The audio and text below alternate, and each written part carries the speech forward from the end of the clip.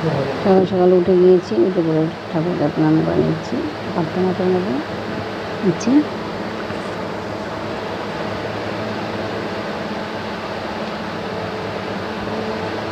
এরপর বিছানাটা ছেড়ে নেবো, বালিশগুলো একটু রুটিতে দেবো, ঘামে সব ভিজে যায়।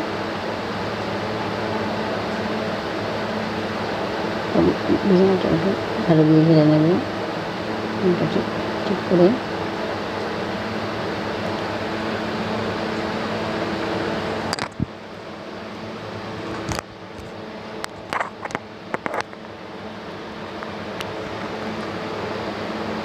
গুড মর্নিং বন্ধুরা, সকলকে।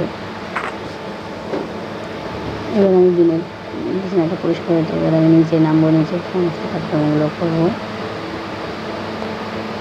ঘরটাকে প্রথমে পরিষ্কার করে নেবো ঘর দিয়ে।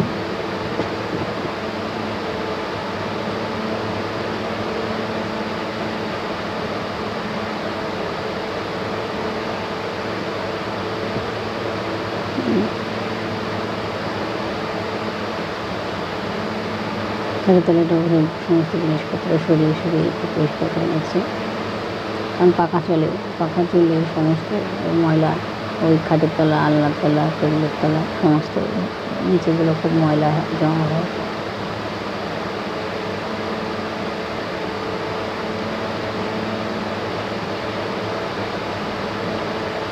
এবার আমি দুটো ঘরে ঝাড় দিয়ে নিলাম। এবার যাবো আমি স্নানে।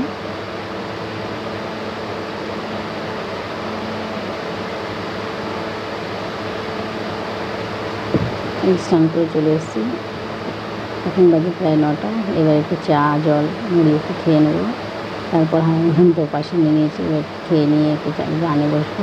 গান থেকে উঠে আমি আবার মেশিন ঘরে চলে আসলাম। তো সেখান থেকে কর্তমশাইতে মোবাইল নিয়ে ব্যস্ত, আমি এবার একটু সেলাই করবো। তারপর আবার দুপুরের খাবার সময় হয়ে গেছে। এইবার আজকের খাবারের মেনু হচ্ছে ভাত আর মোচার বড়া আর মাছ আর পেঁপে আলু দিয়ে ঝোল। এই হচ্ছে আজকের মেনু। তো আমরা খেয়ে দিয়ে নিয়ে কর্তামশাই তো বেশ আনন্দেই খাচ্ছে, তার খুব ভালো লেগেছে। এবার হচ্ছে আমরা খাওয়া দাওয়ার পর ঘন্টা 2-1.5 মতন রেস্ট নেবো। রেস্ট নেওয়ার পর তারপরে আবার হাটে যাওয়ার জন্য আমরা প্রস্তুত নেব। হাটে যাওয়ার জন্য গাড়ি রেডি করা হয়ে গেছে। এবার আমিও সেজে গুজে একটু রেডি হব, রেডি হয়ে নিয়ে হাটের দিকে রওনা দেবো। তো বন্ধুরা, ভিডিওটা এই পর্যন্তই, আজকে এখানেই শেষ করলাম। আমি আমার ব্লগটা শেষ করলাম। তো বন্ধুরা, ভালো লাগলে ভিডিওটি লাইক করবেন, কমেন্ট করবেন, শেয়ার করবেন। ভালো থাকবেন। টাটা।